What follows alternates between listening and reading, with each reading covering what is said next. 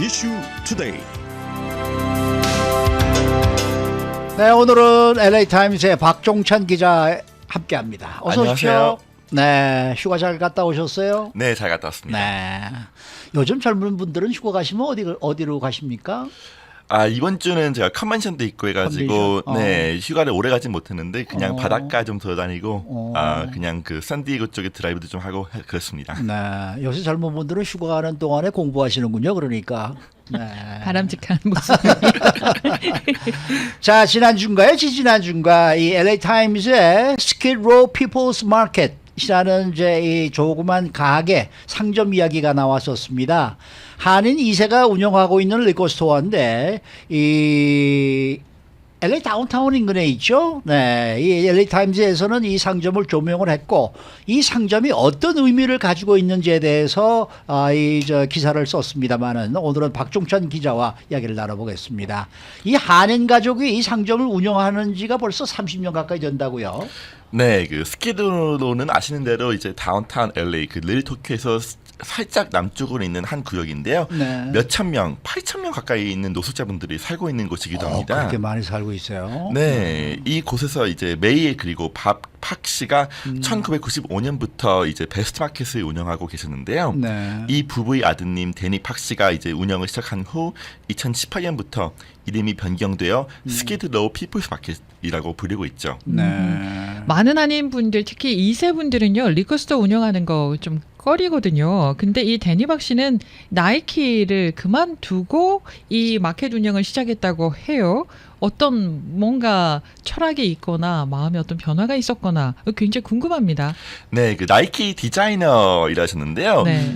그 나이키 디자이너 일하는 게 자신이 드림잡이라고 말하셨습니다. 또 네네. 나이키 일하기 위해서 그 LA에서 오레곤 나이키 헤드쿼터가 있는 곳까지 이제 조깅을 해가지고 뛰어가지고 어플리케이션을 내기도 한 경험이 있다고 얘기하셨는데요. 네. 하지만은 이제 그 데니 박 씨는 그 불안 증세를 가지고 있었다고 합니다. 일을 하면서도 그 2018년 아버지 박 씨가 이제 암으로 별세하시면서 이제 데니 박 씨는 마켓 경영을 시작했는데요. 예. 그 데니 박 씨와 아버지와 관계가 편한 관계는 아니었습니다. 그 둘 다 이제 알코올리즘과 싸운 경험이 있었고 또한 알코올 이전증 과 싸운 경험이 있었고 또 박 씨는 이제 자신의 아들 데니 박 씨를 뭐 구타하기도 했다고 네. 합니다. 가정 체벌을 폭력도 하는 거죠. 있었네. 네. 그 데니 박 씨는 또 공공장소에서 이제 만취 상태에 있었다는 이유로 3번 체포되기까지 했는데요. 네. 네. 근데 이제 마켓 경영을 시작하면서 데니 박 씨는 이제 아버지와 자신의 관계에서 이제 평화를 찾았다면서 그 자신이 페이스북에 그 아버지는 잘하면서 가끔 나에게 내가 울어도 괜찮다고 말씀하셨다. 울어야 한다면 울어라. 하지만 준비가 됐다면 강하게 돌아와라. 이런 글을 올리기도 했습니다. 이제 준비가 됐으니까 이제 다시 이제 돌아오신 거죠. 그렇군요. 그러니까 그 데니박이라는 이제 아드님이 이 나이키에서 일을 하긴 했습니다만은 불안 증세 때문에 굉장히 좀 힘든 그런 젊은 시간을 보냈네요. 네, 이제 트라우마가 있었던 것 같습니다. 이제 아버지와 관계에 대해서 그리고 또 자신이 어떤 일을 하고 있는지에 대해서 이 일이 맞는지에 대해서도 좀 많이 이제 불안 증세를 좀 느끼고 계신 것 같았는데 그 이제 마켓 운영을 시작하시면서 이 불안 증세가 많이 좋아졌다고 하십니다. 그래요? 이 일이 이제 자신도 모르게 하지만 맞았던 것이죠. 네, 네. 근데 이 리코스토어 얘기를 하면서 4.19 사건 또 이 두순자 씨 사건을 이 얘기를 안 할 수가 없겠는데 이 두 사건이 데니박 씨한테 영향을 크게 미쳤다면서요. 네, 이제 상점에는 뭐 아시겠지만 나타샤 하이린스 분이 사진이 있습니다. 그 두순자 그 씨한테서 이제 총격으로 이제 사망하시는 분이시죠. 네, 네. 하나는 이제 가게 그리고 하나는 데니 박 씨 오피스에 있는데요. 데니 박 씨는 나타샤 하이린스 그리고 두순자 씨 사건을 많이 안 배우고 자랐다고 얘기했습니다. 예. 저도 이제 4.19 때 얘기 드렸듯이 어릴 때 이 4.19를 배울 기회가 많이 없었잖아요. 데니 박 씨 이제 같았었는데 하지만 2014년 그 미저리주 그 퍼거슨에서 그 흑인 마이클 브라운 아실 겁니다. 네. 그분이 백인 경찰에 이제 총격을 맞고 숨진 사건을 통해서 나타샤 하이린스를 많이 알 수 있었고 또 배웠다고 하는데요. 네.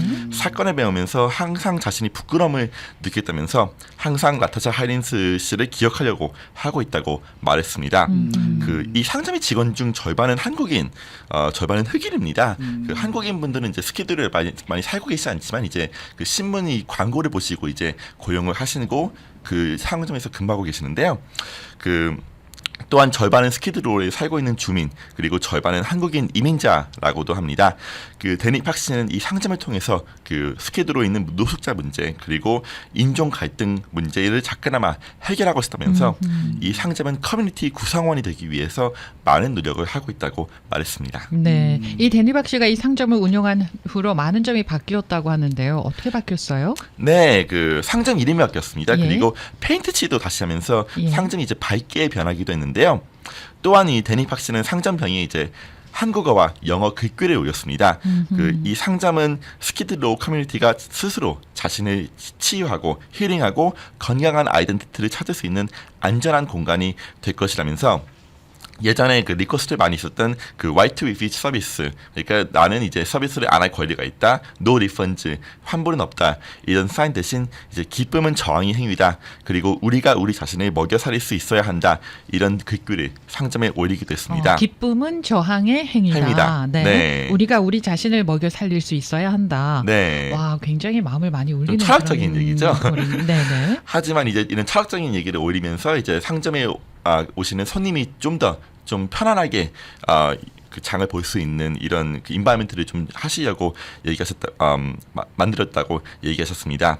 그리고 또한 직원분들은 이제 손님을 도우려고 노력을 하고 있다고 이 기사는 전했는데요. 그 손님이 편지를 대신 받거나 네. 그 소셜 프로그램의 혜택을 받을 수 있게 돕기도 했고, 또 메시지 보드를 통해서 커뮤니티 이벤트나 메시지를 알릴 수 있게 하고 있다고도 말했습니다. 손님이 이제 주소지가 정확하지가 않은 그런 분들이 많이 계시니까, 노숙자분들이니까, 네. 네. 그런 분들을 대신해서 편지 대신 받고, 또 소셜 프로그램 이런 것도 뭐 주소지가 있어야지 뭐 혜택을 받든지 뭐 연락을 받든지 할 텐데 그걸 받을 수 있도록 도와주는 그런 일을 하고 계시는 거네요. 네, 네. 그렇습니다. 하지만 그 데니 팍 씨는 이제 또한 자신이 가지고 아버지 정신을 잊고 싶다고도 했는데요.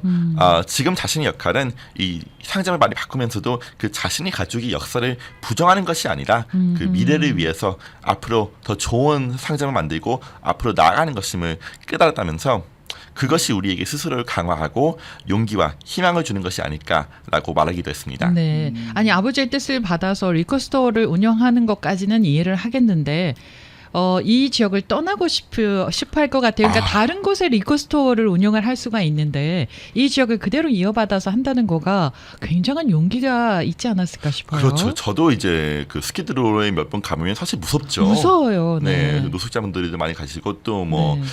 텐트촌도 많이 있고 네. 이게 뭐 보기 쉬운 장소는 아닌데, 하지만 이제 스키드로에 뭔가 있어야 된다는 그런 미션이 있으신 것 같습니다. 데니 팍 씨는 이 네. 스키드로의 사람을 도와야 되고 네. 이 상점을 운영하면서 또 한인 흑인 인종 갈등도 많이 이제 좀 치유할 수 있고 이런 얘기를 좀 많이 생각하고 계신 게 아닌가 생각이 듭니다. 네, 네. 데니 박 씨가 또 아버지도 알코올과 관련한 의존증이 있었고 본인도 있었고 길거리에서 뭐 쓰러져서 체포도 되고 했다고 하니까 어쩌면은 노숙자분들이 겪고 있는 정신적인 문제에 어느 정도 좀 이해가 돼서 내가 좀 이들을 돕는 일에 함께 해야 되겠다 이런 생각을 하게 되지는 않았을까 싶어요. 네, 그 한 직원 얘기를 한번 드리겠습니다. 그 마크 네. 버튼 씨가 있는데요. 그 35살인 흑인인 이 버튼 씨는 스키드로에서 10년 가까이 살고 계셨습니다. 하지만 그 상점 주인인 데니 박 씨를 알게 되면서 그 자신과 같은 점이 많은 것 같다면서 둘 다 많은 고통을 가지고 있는 것 같다고 얘기했는데요. 고통을 갖고 있다. 네. 네. 그래서 데니 박 씨도 이제 이 상점을 운영하면서 스키드로에 계신 많은 분들과 같은 점을 좀 찾으려고 하는 것도 아닌가 생각이 좀 들었습니다.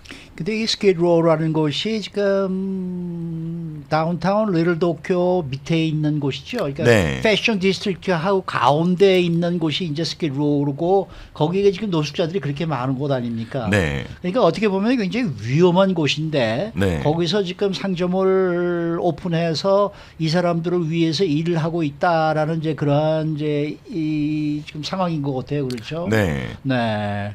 그러니까 이게 보통 분들이면은 이게 좀 영업을 하기가 그런 곳에서 굉장히 꺼려지는 그러한 곳인데 이 솔선수범해서 일을 하고 계시면서 그곳에 있는 분들을 돕고 있다. 이제 이런 얘기가 되겠다. 네.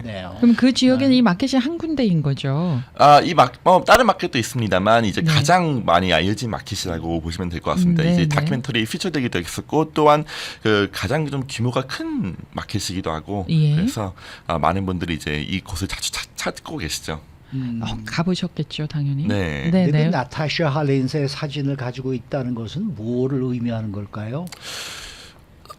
사실 이 뭐 마음속을 정확히 알 수는 없겠죠. 하지만 그 데니 박씨는 이제 나타샤 할린스에 대한 기억을 알아야 된다. 우리가 커뮤니티에 어떤 영향을 끼치고 있고 커뮤니티 구성원이 되고 있는가 그것을 항상 이제 좀 생각을 하시고 계신 것 같습니다. 그 생각을 하시면서 그 생각을 이제 계속 리멤버를 하기 위해서 이 사진을 가시하고 계신 게 아닌가 생각이 듭니다. 그 사진 얘기 드렸지만 하나는 이제 가게 있고 하나는 오피스에 있는데요. 하나는 그 데니 박 씨가 이제 오피스 의자에 앉으면 바로 눈앞에 그 사진이 있습니다. 그래서 이 나타샤 할린스 씨를 보면서 항상 자신은 어떤 역할을 하고 있는가, 이 상점은 어떤 역할을 하고 있는가 생각을 하시고 계신 게 아닌가 생각이 듭니다.